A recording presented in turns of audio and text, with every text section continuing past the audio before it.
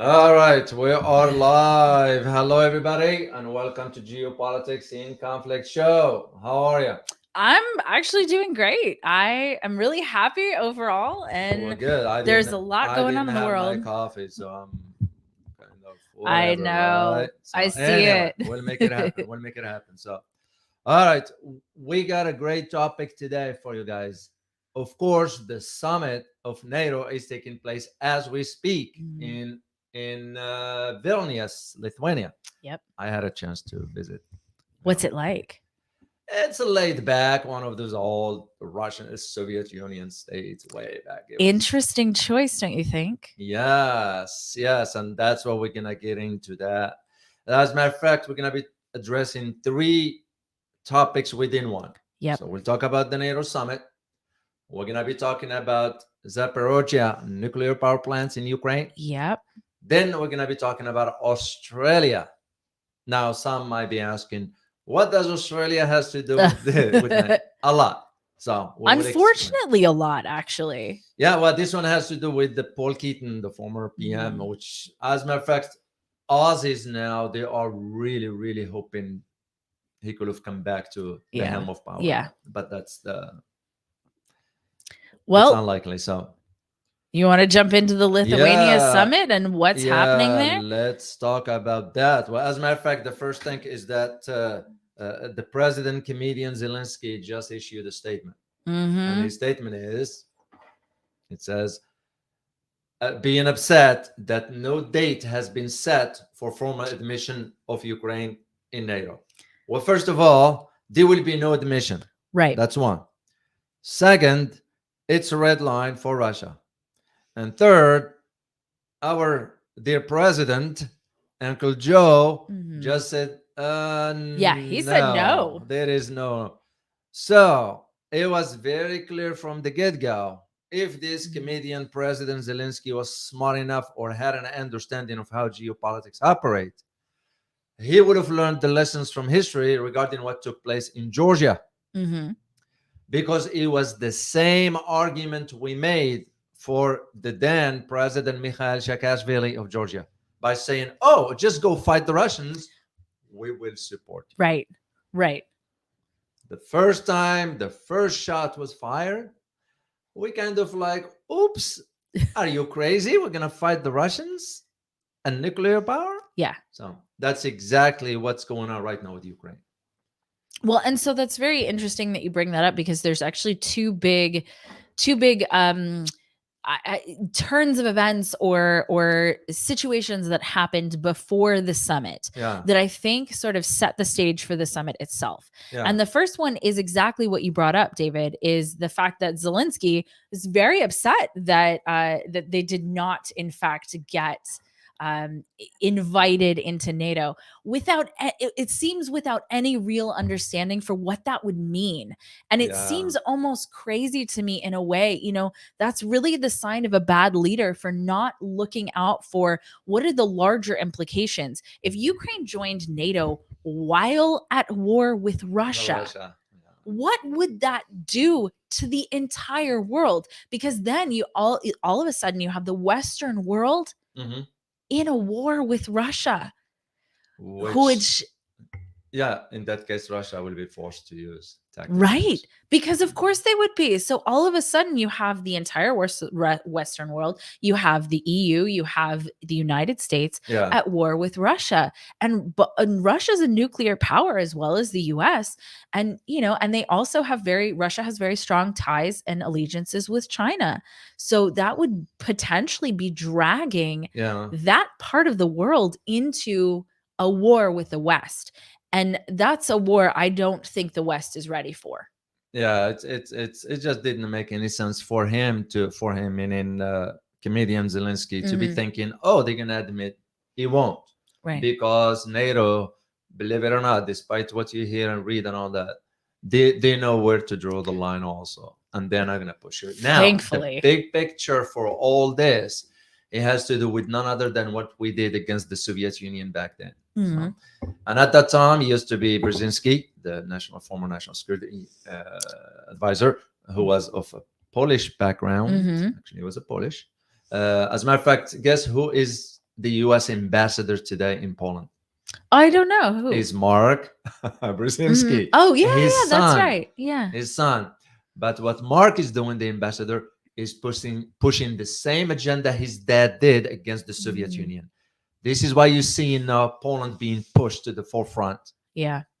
Poland, because we want to push Poland military to upgrade and become even far better, because what we want is the disunity in Europe. Yeah. We want a weak Europe. We don't want to. Yeah. This is why you start to hear the narrative coming out of the eastern flank.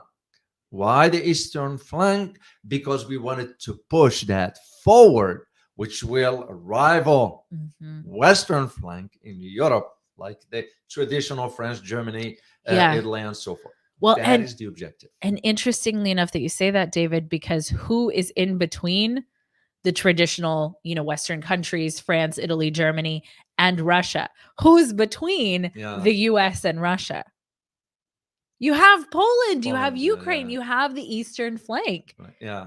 So where would that conflict physically be happening?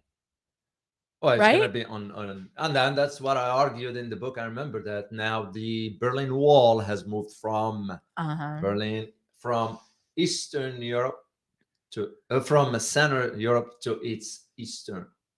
Right. So, and we are pushing into that direction for that. This is why, to those who were thinking when the conflict started, oh, NATO is going to admit Ukraine. NATO knows the calculations, it's a suicide. Yeah. But they have to sell the narrative. I mean, look at just what as a matter of fact, I did read the statements of Stoltenberg at a press conference with the Lithuanian president in Vilnius. And what he said was that the alliance is stronger than ever, despite the challenges. Well, the alliance has never been stronger. Yeah. Because the alliance has never been tested. Yeah. So stronger in what? Well, and honestly, even right now, is it really being tested? And I think that that's an interesting statement, because Stoltenberg also came out and there's a very large announcement about someone else joining NATO. That Turkey had in fact decided that, they were going to support Sweden's bid for NATO. So Sweden is now admitted, more or less, into NATO, making NATO stronger in its own sense, right? Because we did have Finland that just joined, and now we have Sweden. So, I'm sort of interested It's not official yet. Yeah, it's not official yet. However, Turkey did acquiesce, I guess. What they did basically is they confirm to NATO that they will submit now the proposal to the parliament. Yeah. Now remember, in their parliament, Erdogan doesn't have the majority. Yeah. So which means it could go both directions. And I wonder about that, actually, interestingly, because we have Jens Stoltenberg actually saying basically, so I have this speech, if you'd like to listen to it for a second. Let's listen to it. So we have this speech where he more or less announces that this is the case. And I wonder if that's why they're announcing that it's the case, because they may be sort of preemptively saying, well, yes, for sure this is going to happen, to sort of sway that opinion. So let me grab it for you guys, and please let me know in the comments if you can hear it.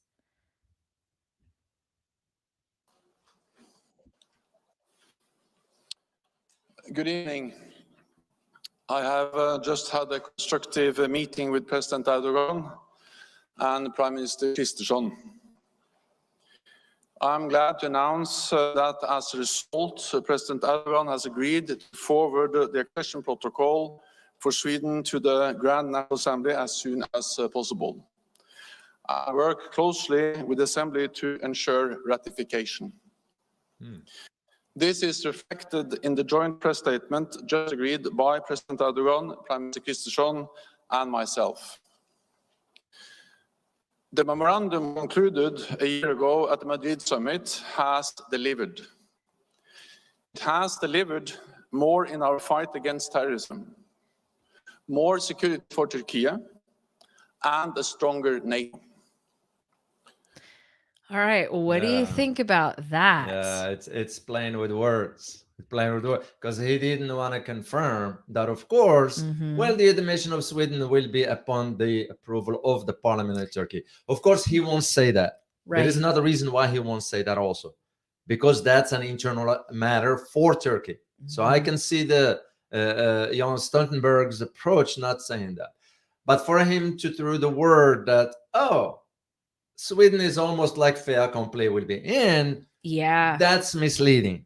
That's misleading. Well, So, you want to hear a crazy thing Sure. about Stoltenberg that I in my research I found out. You know, his tenure was over. I know. I think in 2019. 19. Yeah. He has been basically extended 3 times now, including recently. Exactly. Including recently. Yeah. And you know why? Because there are 2 others who wants that position. And Yeah. the 2 are Yeah. the clown Bojo Yeah. and the liar Ursula von der Leyen. They want that position. But for him, he said, oh, he's going to extend another year.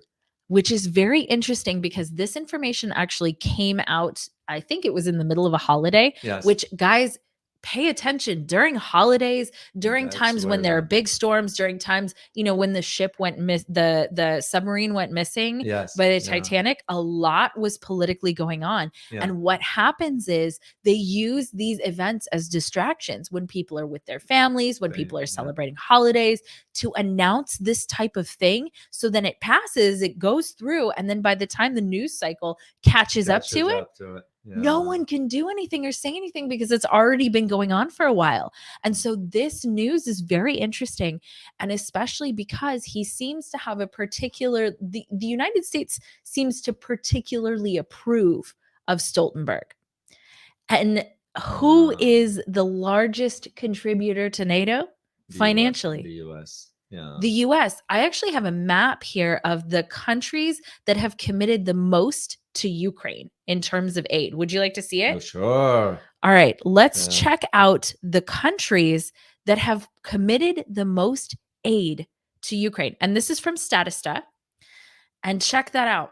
The United States, we're looking at right here. This is in euros, right? So in billions of euros. So the United States here has contributed 70.7 billion euros, more or less within a year and a half, year and change, right? So we're looking at January 24th of 2022 and May 31st of 2023. So the EU institutions pale in comparison at almost half, a little bit more than half, at 35.1 billion euros. Then we have UK, Germany, Japan, Canada, Poland, and the Netherlands. But the United States, when the conversation is happening about a proxy war with the United States and Russia, this is what's being talked about. Ukraine, the amount of, because money is the key to just about everything, right? For good or bad. So who really is pulling the strings here? It's always he who has the gold makes the rules, right? That's a saying for a reason. And so I just wanted to share this because this is, if you just look at hard facts and data, not the emotion of, we need to bring democracy to Ukraine, because right now Ukraine just needs peace and to be able to rebuild the people that have been displaced by this. But he who has the gold makes the rules. Yeah. And in this circumstance, who's making the rules? We do. Absolutely. No, it's Stoltenberg. It's the way it works for NATO. Just FYI for you guys to know the way it works. The secretary of NATO has always to ensure the funding, that there's always a flow of funding. Yeah. And usually has always been the case for identifying either real or perceived enemy. Mm-hmm. And the role of the secretary is to foment that forward, because that's how he or she will cement his or her possession in that. This is why Stoltenberg warmongering Mm-hmm. is for this reason, Yeah. to say who brought up the most money. Well, of course, we're paying for it. Americans have no clue where the money is going to begin with. And one of the things you brought up, David, earlier in another show is we also don't know where it's coming from. No. It's No. coming from loans. Yeah. As far as the money for an Right? average Joe, average Jane here, Right. will not understand where the money is coming from. But what do you think? How did we conducted the war in Iraq? We had to borrow money from China. Borrow money. Yeah. So it was on credit card, basically. Yeah. Even though the government lied about the figures, the exact spending of that was about $6.4 trillion. Oh my God. Where did it go? What have we accomplished with that? That's a great It's question. no different than Afghanistan. So, I mean, if you happen to be an American watching this, you really needs to pay close attention. I mean, Mhm. I don't understand. It frustrates me, but I don't understand how we allowed ourselves to be this brainwashed to this level. Yeah. It's almost like the Pink Floyd song, Comfortably Numb. Yeah. That's how we have become. We're not Yeah. even aware of the surrounding, what's Yeah. going on. So the government find it upon itself to just do whatever. And now you find with this Ukraine, NATO expansion per se, but again, there is a much bigger plan Yeah. than just what meets the eye. And again, I'm seeing the trends going on for exactly what Brzezinski did against the Soviet Union. We are now repeating it with his son being the ambassador of the US to Poland, Yeah. and we're pushing Poland to the forefront. Yeah, we're gonna arm them. We're gonna, as a matter of fact, we now gonna sell tanks to Poland. So because you want to prop up the military, Right. But again, the big picture of all this is exactly a replica of what took place against Soviet Union. Because mind you, Mhm. back in the 70s, early 70s, right after Nixon's trip to China, that was an opportunity, historically speaking, for the three countries to sit down: the Soviet Union, China, and the United States.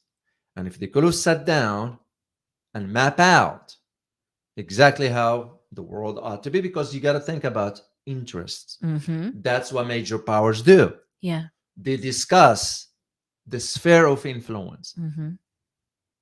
Brzezinski was pushing the narrative against how evil the Soviet Union is going to be, Yeah. this and this and that, and that's exactly what we're seeing right now. Wow. It's just Europe. They don't realize, the Eastern European countries don't realize that they will be first.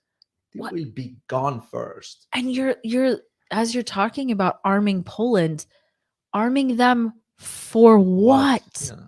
For what? For them to be the front line now? Yeah. Instead of Ukraine, now it's Poland. And I love Poland. In fact, if I could live anywhere in the world, it would be in Krakow. I love Poland. What an amazing place, amazing country, amazing people, and they've been through A lot. enough. Yes. They've been Yes. through enough with World War II, with the Holocaust. They have Auschwitz. They have a lot of the major concentration camps Yeah. that happened during World War II. They have them. They've been through enough. And to arm them for what? Right? As a Yeah. deterrent? There's no way. No, it won't work. There's no way. So they're arming them for what? And as NATO is getting bigger and bigger, and later on in this show, we're going to talk about what the former Australian Prime Minister is actually saying right now about NATO's expansion into Asia. But what is NATO doing truly? Because I do appreciate the fact that Biden came out and basically said Ukraine is not ready to join NATO because being in a hot war with Russia, we're not doing that. Right? So he basically came out and said it. Let me see. I have his quote somewhere here. Let's see. I think so. This is from NPR, and it's a quote from Biden, and it says, "I think we have to lay out a rational path for Ukraine to be able to qualify, to be able to get into NATO," Biden said. "But I think it's premature to call for a vote now." This is how Biden talks, man. It's just Yeah, he like doesn't. No, kind of like fragmented the words. man needs to retire. Uh, He really needs to yeah, retire. I agree Yeah, completely. I mean, Because there's other qualifications that need to be met, including democratization and uh, some of those issues. Isn't that interesting? Because why exactly is it that we are fighting for Ukraine, right? Yeah. Isn't it democracy? Isn't it to allow? And I think that's very interesting words, because isn't that why we're fighting for them? Is because Ukraine's ability to be a democracy, which arguably is it Yeah. right now, yeah, and now including democratization and Yeah. some of those issues. What does Biden mean exactly by that? Because I'm pretty sure that what we were doing was making sure that, and there are quotes from politicians saying this, yeah. that we have to maintain Ukraine's democracy, because if we don't maintain Ukraine's democracy there, then we can't have democracy here. in Do you America. remember that? Yeah. Oh yeah. First of all, I had to ask myself, why is that true? Why is Ukraine's democracy the same as here? And then Zelensky came out and said, he's the only thing standing between Russia and Mhm. Europe. And went ahead and banned all the political parties from. Right. Yeah, that's a real democracy. It's huge So, democracy, no, succeeding at democracy Biden, there. you forgive him. Yes. He doesn't know what he's saying. I think that's true. It's a harsh reality. Yeah. Older people, when they get to that age, if they are not in a good shape Yeah. mentally, Yeah. their families needs to really take good care of them, Agreed. instead of, because it's a mockery on the global stage. Well, It's an and embarrassment. you're absolutely right. And I feel we have embarrassed. become, we've I become feel that. embarrassed. So And if you see pictures of him, you see No, pictures of him he's- in groups of he's- leaders, he's always kind of weirdly off to the side. And he's always kind of standing Yes. by himself, and Yes, he looks a little bit lost sometimes, quite He doesn't know. frankly. And that gives you an idea. When you hear a statement like that, that gives you an idea as to who's directing the policy from behind the scenes.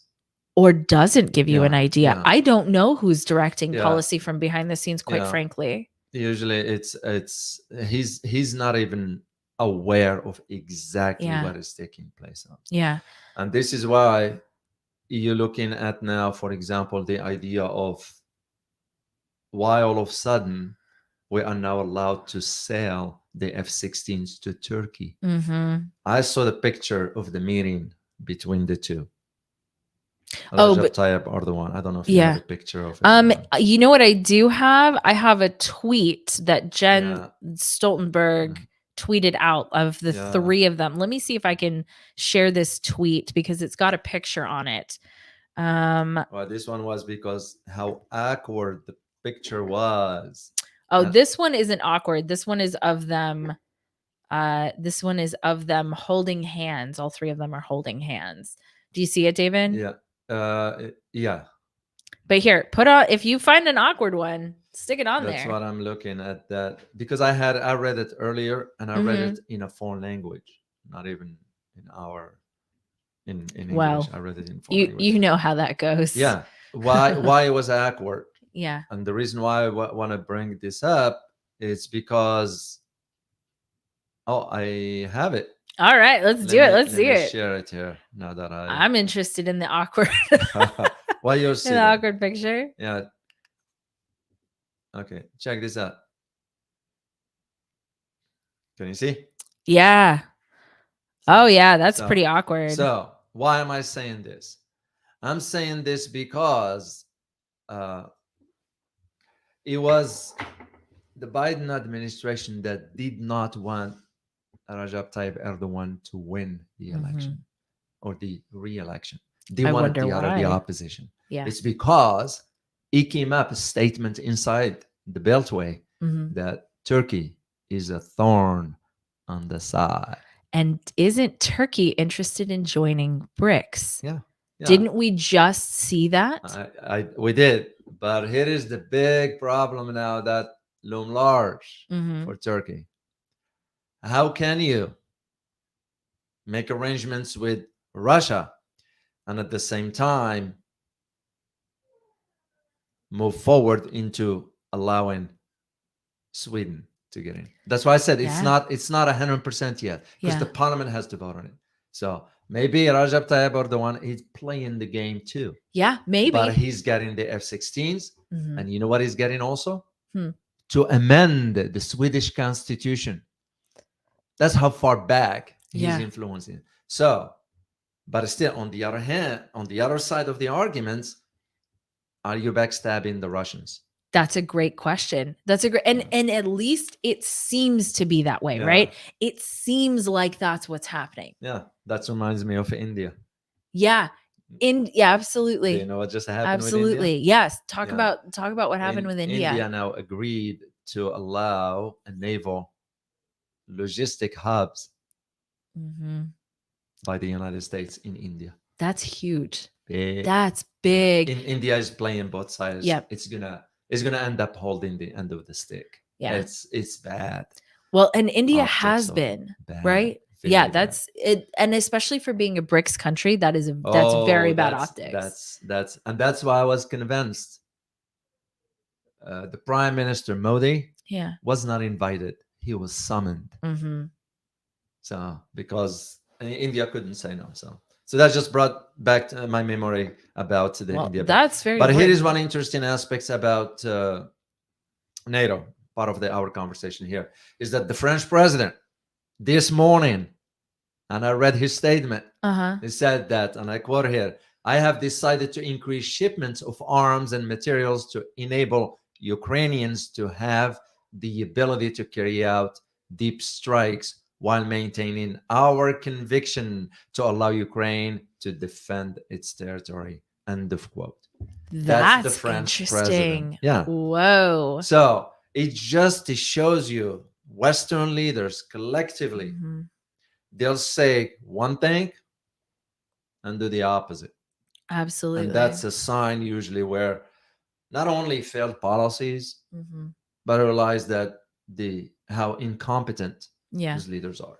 Absolutely. So, well, that's actually a very interesting transition into do you want to talk about the nuclear power plants first? Australia. Or do you want to talk about Australia? Okay. You know why? There's a lot on it. Yeah. Yeah, you go ahead. Well, so basically, Paul Keating, the former Australian prime minister, basically called NATO head Stoltenberg a supreme fool. And for this one specific thing, and that is his push to expand NATO into Asia, specifically the office in Tokyo. In Japan.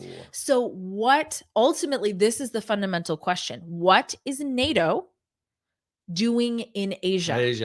That is a big it's a great question, and one that will lead to many serious complications, right, geopolitically and from a security perspective. I'm trying to pull up the So I have a quote actually from Keating about Macron, which is a very interesting thing that you just brought up, Macron. So Keating said, and so this is from The Guardian, actually.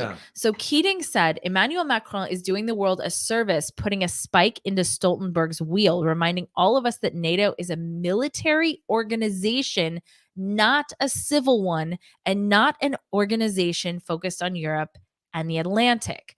So that's very interesting. Before that, he said, of all the people on the international stage, the supreme fool among them is it's Jens, right? Jens Stoltenberg. Yeah. The current Secretary General of NATO. Stoltenberg, by instinct and by policy, is simply an accident on its way to happen. This is what Keating said about Stoltenberg. Well, the one I'm going to share with you guys what I received. I received a message about this particular situation, about this particular issue. Situation. That's the letter there. Oh, this is from Paul Keating himself. Oh, wow. Can So you I'm zoom gonna it? Can you make it a little bigger? If not, that's okay. yeah, but I can read it. Okay. Okay. So Please read it. not all of it, of course. I'm just Sure. going to mention that. So President Macron of France is right to warn NATO away from any expansion into Asia, reminding all and sundry of NATO Atlantic design and focus. NATO's continued existence at the end of the Cold War has already denied peaceful unity to the broader Europe, the promise of which the end of the Cold War held open. Mm, This is why, for Paul Keating, why we want to talk about this Yeah. within the context of Australia and Asia. Because one deal just been disclosed recently. It was you can consider it classified. yeah. It's Or declassified now, it's though, right? declassified. It's, Okay. Okay. yeah, Okay. because they let the paper, the context of the paper open. Okay. And what it was the United States made now arrangements Mm-hmm. with Papua New Guinea. Yeah. I saw that. Yeah. So we all know what it means. It has one objective and one objective only. Usually, Mm-hmm. is encircling China. Yeah. But there is another aim at that in the long term. Mm-hmm. You know which one? Is Indonesia. Yes. Why is this? Because Indonesia maintained its neutrality. Mm-hmm. Mind you that Indonesia did not want to go ahead along with what the rest of other European countries and sanction Russia. Yeah. Singapore did. Yep. But there's the justification for Singapore. Some have said that Singapore is small. Mm-hmm. Singapore is vulnerable. It can be attacked Right. either by Malaysia or Indonesia, Right. which I don't see that happening to begin Well, with. and they have large investments from the United States. I mean, yeah, there's There Singapore's got a lot. a Yeah, lot of yeah. financial dealings, especially with the money laundering that took Yeah. a couple of decades ago. I was aware of the case. Yeah. Read that on it. But that's beside the point. The idea of now you going all the way into Papua New Guinea, but also because of access to waters. Mm-hmm. Remember, it's all about Yeah. access. Yeah. Because as we all know, the Strait of Malacca is a choking point for China. Mm-hmm. But there's also the idea of, just to tie this to what Paul Keating was saying, is now you have NATO's opening the office in Japan. We all know what it means. It's not going to be for administrative purposes. Yeah. It's going to be for the establishment of a military presence that's going to be increasing Right. slowly. Look just what's taking place in Philippines. In addition to the bases we have there, we add in now 4 more. 4 more. So Yeah. basically, Marcos Jr. is toast. Mm-hmm. It's no different than Prime Minister of Australia, Albo. Yeah. Both of them are weak leaders. I'll Yeah. say straightforward. Then you add Japan, then you add South Korea, and you all see where this is headed. Mm-hmm. And this is where the concern of why Paul Keating said what he said Yeah. is about the idea of where this is going. Yeah. Australia is already sucked into with the nuclear deal. It's a fait accompli. It's done. Mm-hmm. And by the way, what Aussies did not know at the time when this was taking place is that we intend to dump our nuclear waste in Australia. Look what Japan is doing, is going to be doing right now. Oh. Yeah, they're going to be dumping it in the Yeah. ocean. For us, if you happen to be an American watching this, for us who think that, oh, it's far, it's going to be right here. No, that stuff circulates. Exactly. It's You would not- think some people have common God. sense. Yeah. And for Japan No. to be doing basically the destroying the world, I'll say Mhm. it straightforward, Yeah. by dumping that, even though they're saying, oh, it's not contaminated, it's not highly contaminated. It's either contaminated or not. Right. That's no other way. IAEA, the International Atomic Energy Agency, Yeah. proved it.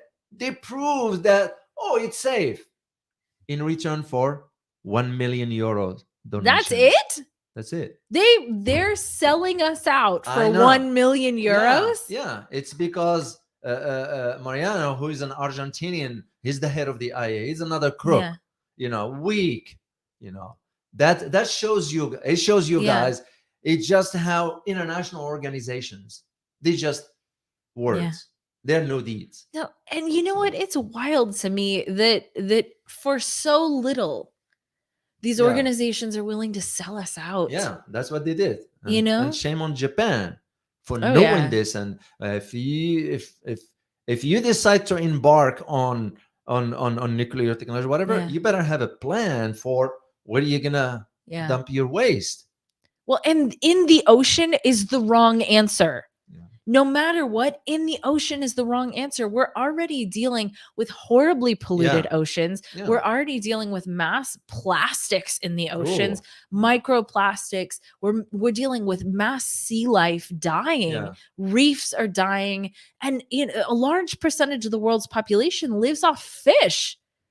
And we Wow. all are impacted by the ocean. Even Japanese, the head of the fishery in Japan said this is wrong. Yeah. Because the industry, people living on the Right. and if they are only to think about themselves, what about the rest? What about the neighborhood? Yeah. What about other countries?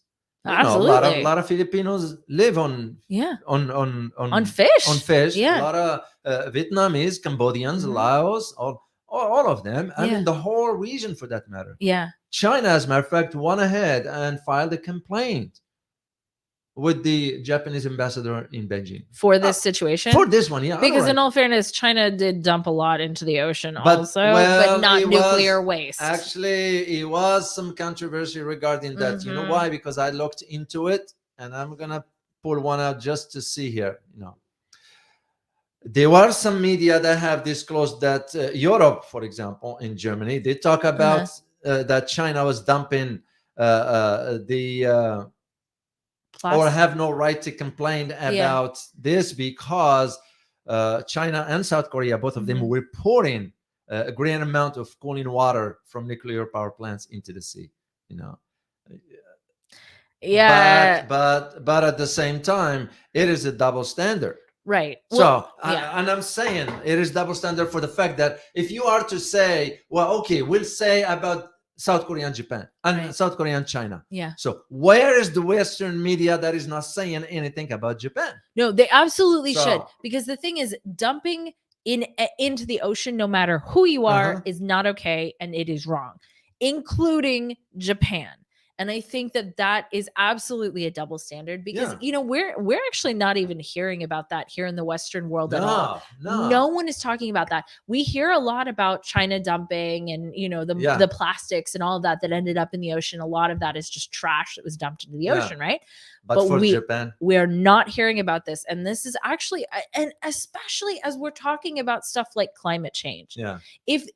And this is what I think bothers me the most about climate change, because, we hear about it all the time, but the people who are in charge, who have the real power to do anything about it, aren't. Corrupted. They're corrupted. They don't have any political will to do anything about it. In fact, I think it was either Sweden or Switzerland that just ditched their green plan. There's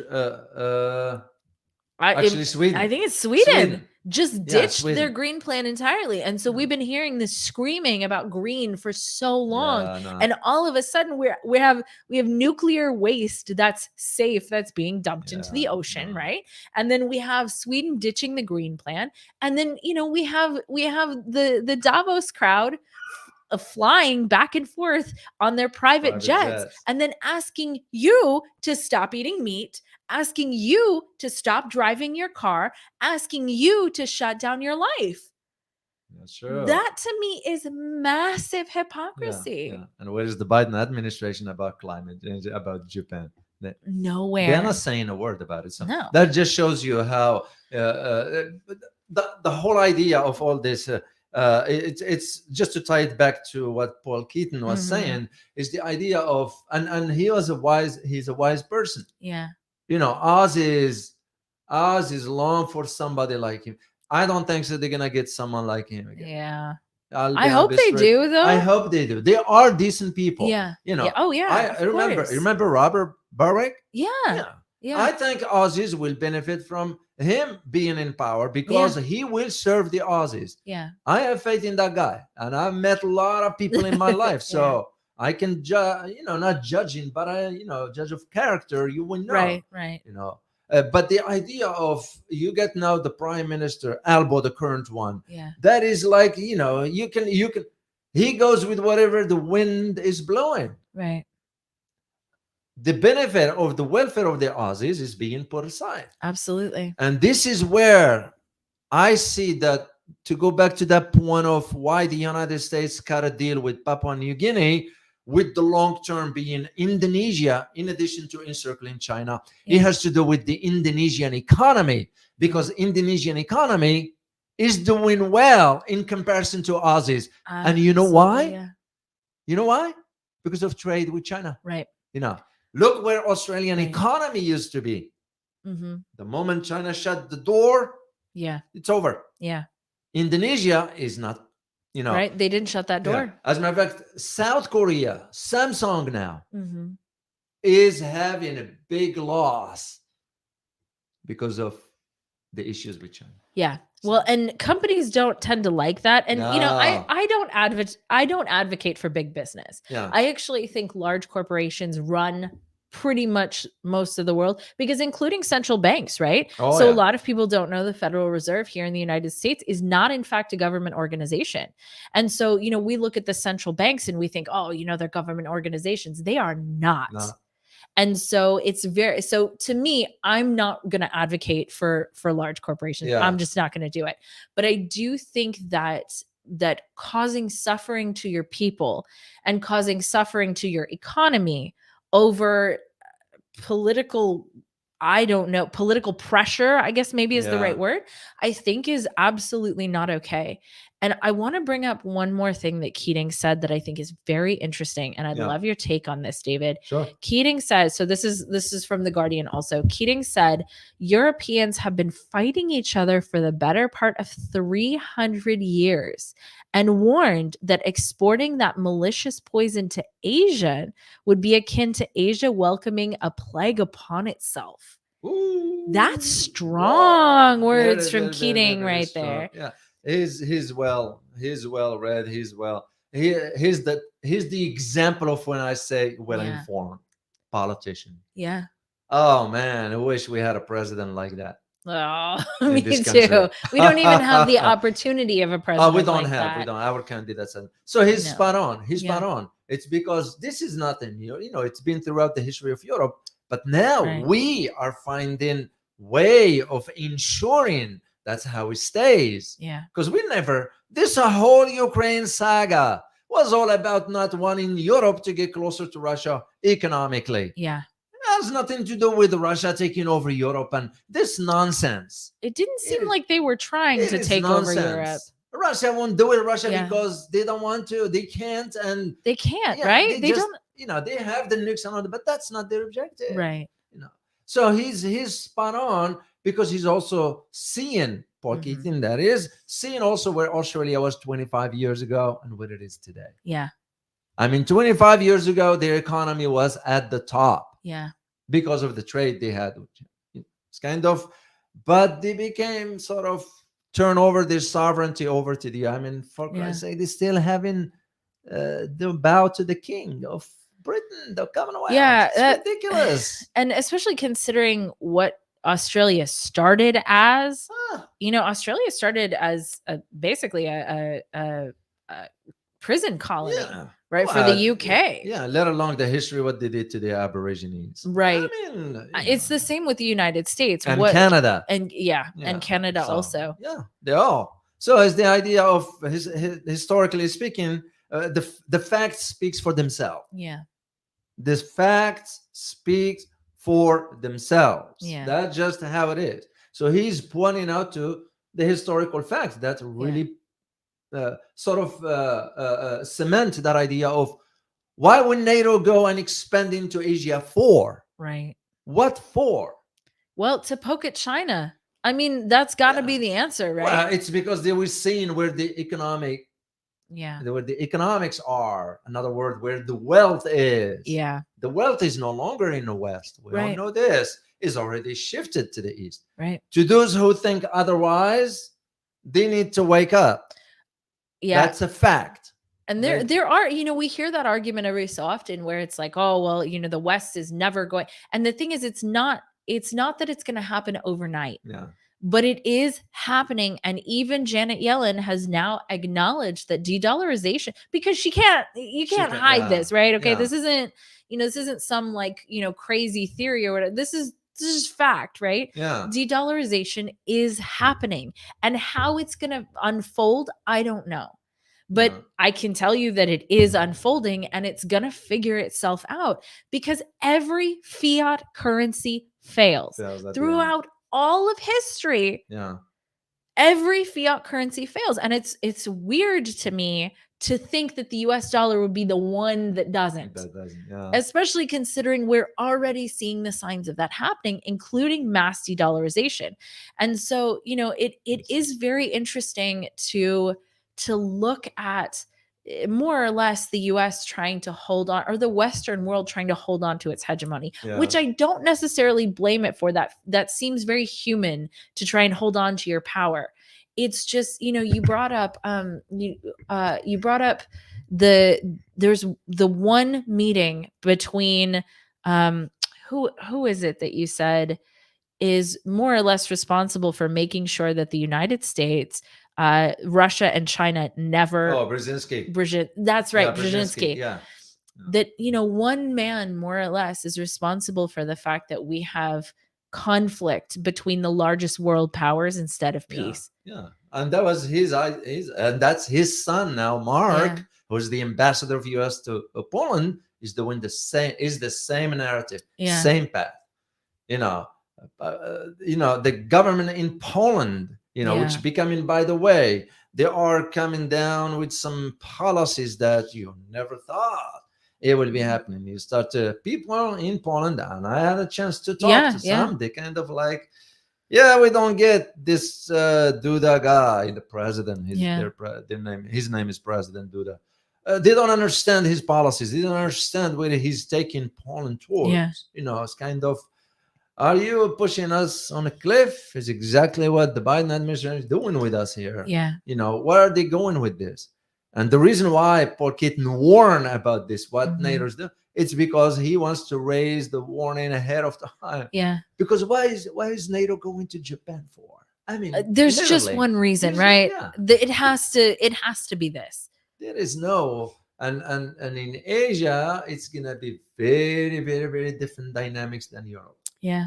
Very. You got a lot of different ethnicities. You got a lot of different.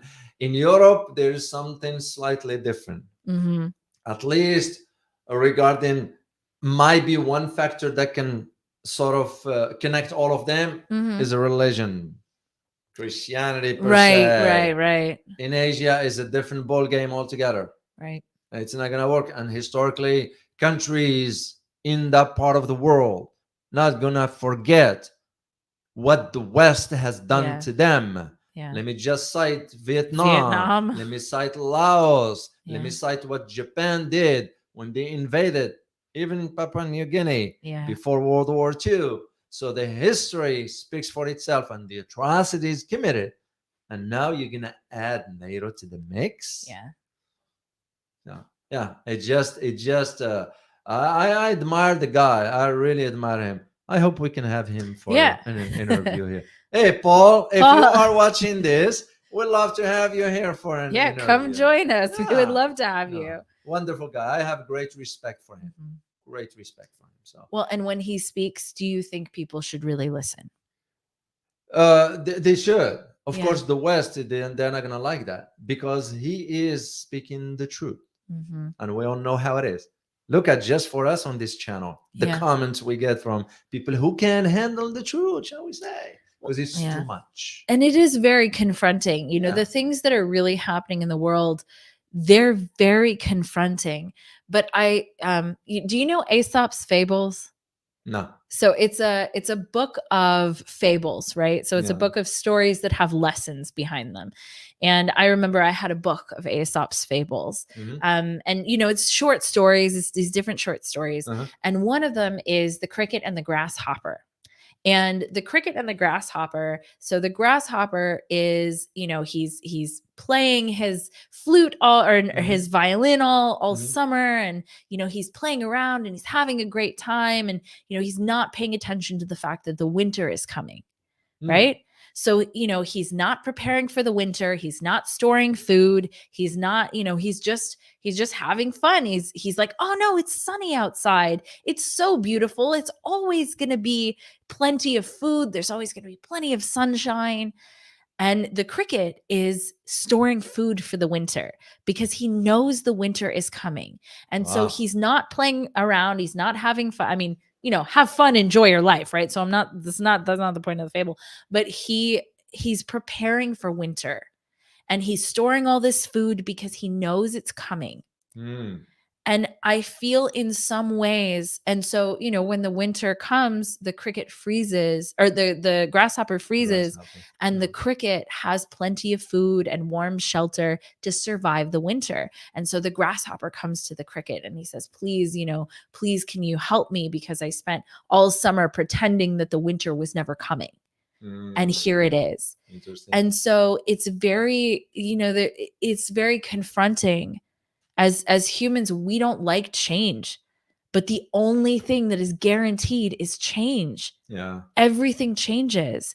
And so to pretend that it doesn't is like being the grasshopper, pretending the winter will never come. Very many, this is a personal story. We don't often share those. I would like to share more of them. But my grandparents, they survived World War II in Poland. And I have an enormous amount of respect for them. But I asked them, or I asked my mother why they didn't leave, because there's rumblings about things before they happen. And they said that the people in their town said that, oh, it's a small town. They'll never come here. The Germans will never come here. It's a small town. They're far away. It won't happen here. And then it did. And so I think there's real wisdom in keeping an eye on what the truth of the situation is. Humanity doesn't have a history of gentle, fuzzy, cuddly interactions. What Keating talks about is the fact that Europe has been at war for hundreds of years. And we look at the atrocities during the Dark Ages that were committed person to person. Especially in the name of religion. In the name of religion. But there's a type of political doctrine, more or less, that is almost religious, right? So if what we're doing is we're going and killing people in the name of democracy, what is that? What is that? Is that a type of ideology? If we're going and causing harm and damage in the name of democracy, in the name of something, is that really in the spirit of democracy? I would argue no. I mean, you're open to your own opinion, of course, but I would argue no. And so I think that it's very critically important to pay attention to what's actually going on in the world and have the courage to pay attention to it, because it is scary and it disrupts the status quo, but our lives are already disrupted. Here in the United States, life isn't like it was 10 years ago. And all over the world, the pandemic changed the course of everyone's life. And I would say not for the better, I would say for the worse. And the policies that were enacted during that time are still destroying people's lives and economies.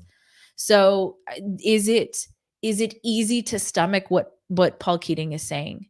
No, it's not. It's very challenging, but it requires real courage to do that. And I hope that people have that courage, because it's courage that is going to change the course of how this goes. Courage is what stands up and says no more war. Courage is what stands up for what's right. So anyway, that's my 2 cents on Paul Keating there. Well, would you like to transition into there is a nuclear power plant? Oh, the one in conversation. In Zaporizhzhia. So what's happening here is that basically Ukraine and Russia are both accusing each other of Mhm. attacking this nuclear or planning to attack this nuclear power plant. Yeah. Ukraine's saying that Russia's going to do it. Russia's saying Ukraine's going to do it. And so ahead of the NATO summit that's happening right now, Mhm. Putin basically said, you guys should watch out about this nuclear power plant Yeah, because it's really close to where you guys are. yeah, to make part of the agenda of the conversation. That was what's her name, Maria Sakharova. She's the Mhm. spokesperson for the foreign ministry. That's the one Yeah. she said that one. So, well, rightly so, because as a matter of fact, Ukraine is lying. Yeah, uh, I'm not surprised. It's the norm for Ukraine. It's corrupted, one of the most corrupted government Yeah. in the world. And just 2 days ago, they just confirmed that it was indeed Ukraine behind the attack on the bridge. You remember 9 months ago? Yep. They confirmed it. It was them, finally. So when you hear Ukraine saying, "Oh, it's Russians gonna attack this," just I just shake my head. Yeah. Because I know they're lying. They're Yeah. lying for that. But that's the point. Is not about all this. The point of is about understanding that the consequences if that nuclear facility is attacked. Yeah. And Ukrainians will, when I say Ukrainians, not the people, of course, but the Right. corrupted officials there, they will sabotage that. And as a matter of fact, we might even help them for that. Oh God. That's the I sad hope part. not. Oh my God. We did worse. Yeah. I won't be shocked. I won't be surprised. Anything to further prolong the conflict. Yeah. That is why Biden said what he said about Ukraine is not ready for NATO. The intention or the intended objective of it, it's not to put a lid on that. It's to ensure the conflict drags on, Mhm. because that's what Yeah. the entities behind the scenes want. Right. Why do you think we're preparing Poland for? Right. Why are we doing all this? Yeah, Huge that is- indicator. That is the whole reason for all this. So, and the thing about the Zaporizhzhia nuclear plant is one of Europe's largest. So, Well, and if something happened to that nuclear power Yeah. plant, let's say something happens to it, the nuclear fallout it's from gonna that be- plant, it's going to be tremendous. it Yes. would more or Yeah. less cause absolute havoc to all of Europe. Yeah. So far, Russians are protecting that. Yeah. I've seen images of the Russian soldiers armed to the teeth, Mm-hmm. watching over this, which smart move, Yeah. because they're not going to try. They know Ukraine. Ukraine used to be part of Soviet Union. Yeah. So they know how they behave. And comedian Zelensky is, you can't trust the guy Yeah. because he is not in charge. This Yep. is what a lot of people do not know.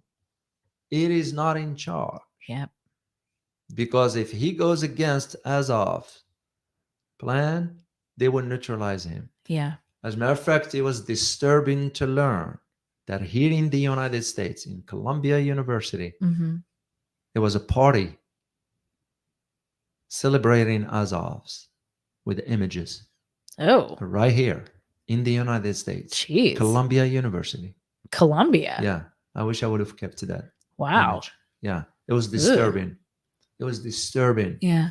This is why most Americans do not even know the dark side of some of our American institutions, Jeez. the likes Yeah. of Harvard and Absolutely. Yale and Columbia, Yeah. Vanderbilt, and some others.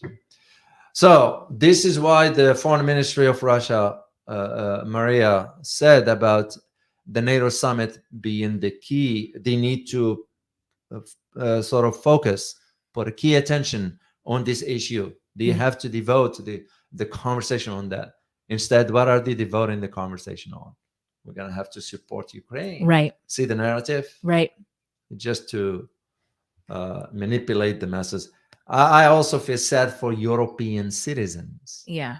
European citizens are like, they don't know what to make out of all this. At least in Netherlands now, the prime minister resigned. Wow. Well, because it was Yeah. a failed government anyway. He resigned. Yeah. Which he was another weak, very weak leader. None of Europeans, to my knowledge, except one so far, Viktor Orban Yeah. of Hungary, is standing his ground. Yeah. He's not willing to support the EU's provision of funding for Ukraine for next year. And he said his argument, and logical one, how can I put the lives of Ukrainian first before my own people? Right. He's not being selfish, he's being right. Yeah. You know. I wish more leaders actually were asking that question right now. No, they're not. They're not. That's the problem. Yeah. Look at Australia. Look at the US Look too. at the US. Yeah. Look at Germany. Look at France. Look at Italy. Yeah. All of them. So this idea about the nuclear power plant, what's interesting about all this is that even on the last statements, which was on June 7th or 8th, I remember reading that the IAEA itself, and who's in charge is Rafael Mariano. Yep. Is the same guy that approved Japan dumping the nuclear waste into is safe. Yeah. Mariano Grossi, he said, and I kept the quote here to share it with you guys. Experts have received additional access at the site of Ukraine's Zaporizhzhia's nuclear power plant without, so far, observing any visible indications of mines or explosives. Yeah. So at least they were able to say that. Yeah. Why? Because Ukrainians were saying the Russians are about to blow up the nuclear. Yeah. No, the thing is, so Russia has nuclear weapons. Yeah, right. So what they wouldn't need to blow up this power plant. They have weapons. And if I do actually think it's very prudent that Russia came out and said the Ukrainians are trying to blow up this plant because otherwise they would be blamed for it. I'm not saying that they absolutely under no circumstances. Light. I'm not saying that they absolutely under no circumstances wouldn't blow it up. Yeah. But I am saying that if they say the Ukrainians are doing it and the Ukrainians are saying the Russians are doing it, it seems like it would be more it seems like that's the safest thing possible, because if they're blaming each other, then they're both under scrutiny for this nuclear power plant. And it seems right because if it were hidden, right, if no one was talking about it and it just happened, right, like Nord Stream, right? So the Nord Stream 2. So let's say it's like that situation where just, oh my God, somebody blew it. Oh, it's for sure the Russians, even though they could have just turned it off on their end. I don't really, the logic is a little rough, but initially the Russians got blamed for it, right? And then it turns out there's actually it's a really messy situation. Yeah, CIA involved, Norway involved. Right. So it turns out there's helicopters and stuff that's over the spot at the same time that happened, and submarines and oh no, right? So we have all that. But if that happened in this case, the fallout would be so much worse than Nord Stream. So at least bringing attention to this nuclear power plant means that it's less, in my opinion, means it's less likely to be attacked by either side, because Russia is straight up blaming Ukraine for trying to blow this thing up. Yeah. That's the image. Yeah. I kept the image of the satellite. Yeah. I kept it because I knew we will one day use that. So that didn't come from Russia, did it? Nope.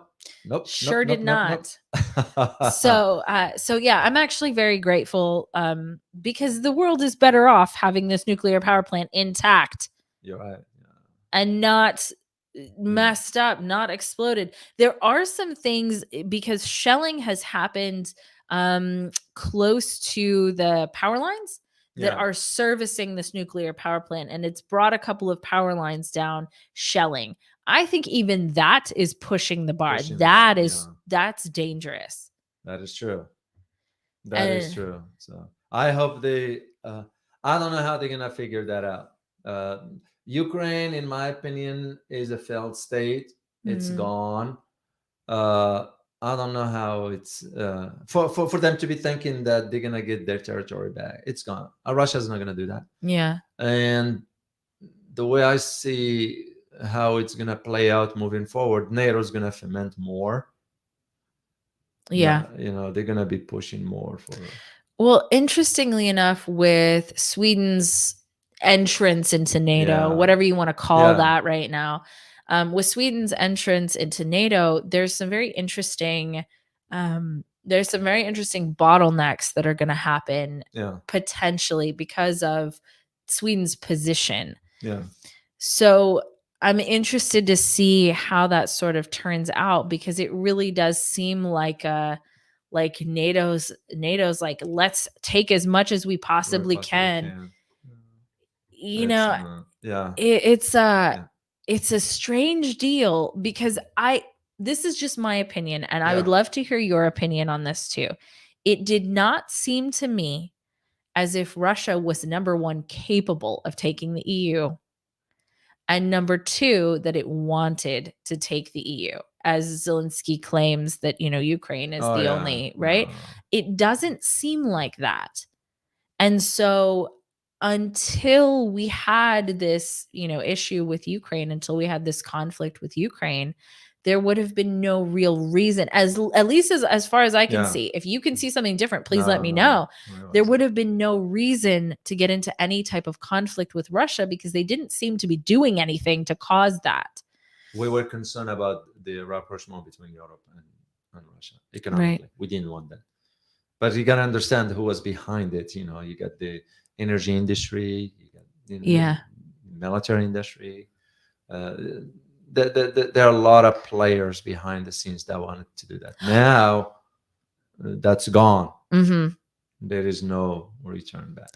I want to bring up one more point, Yeah. because it's something I'd like to do a show about, Yeah. and that is Africa.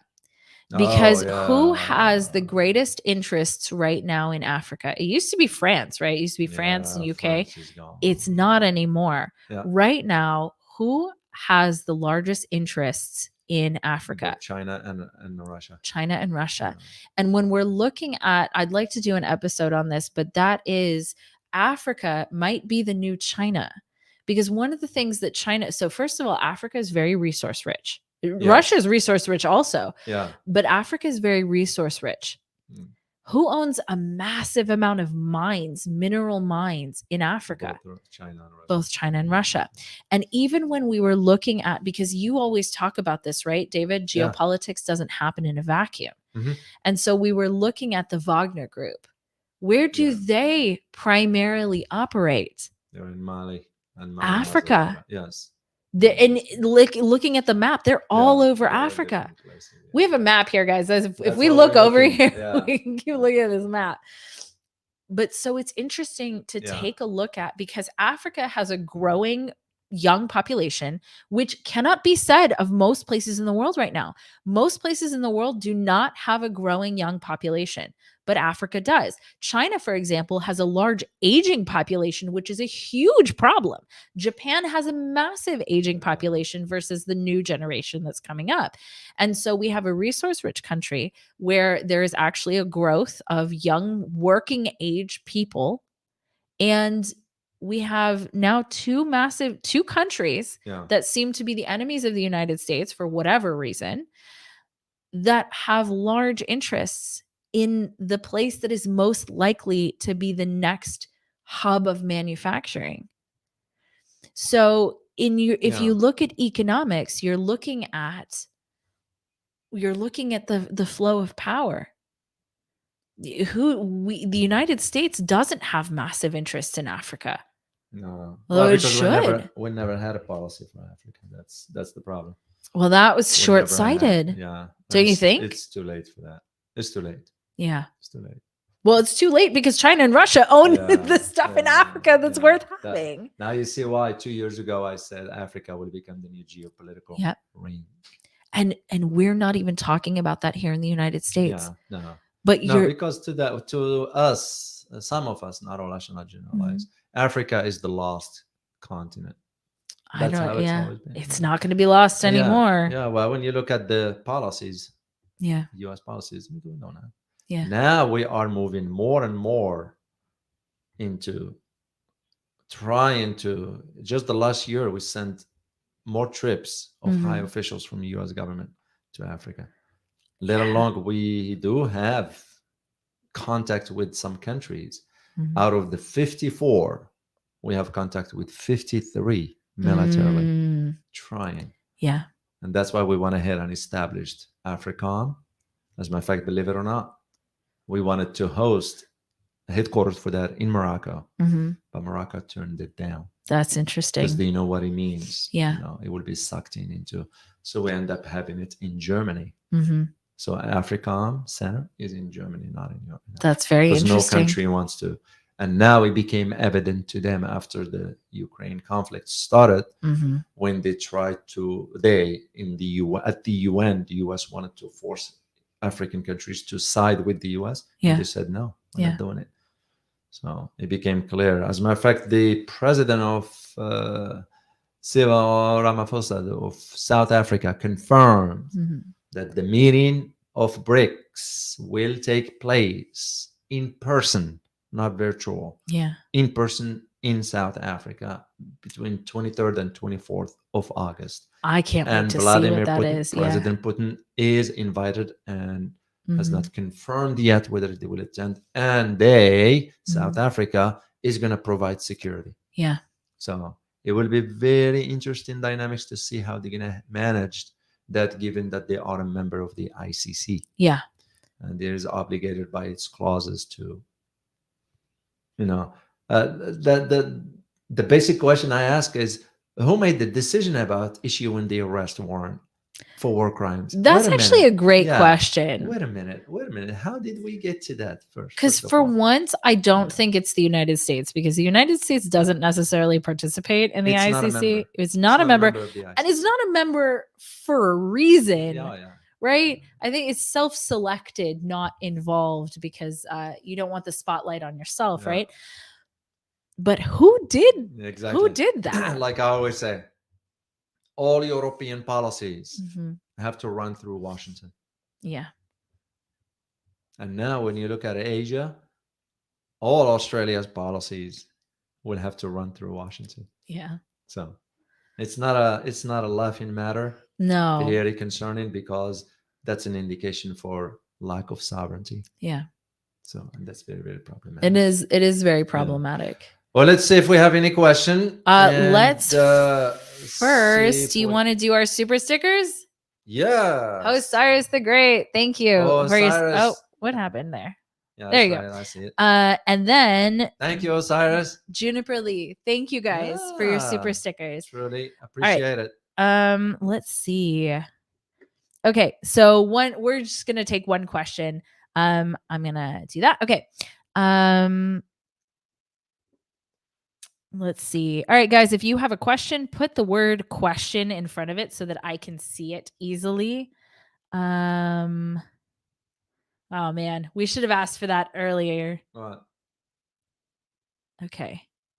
We should have asked for the questions earlier, because it's always hard to get to them. Because it takes a while. I know, it takes Yeah. a while.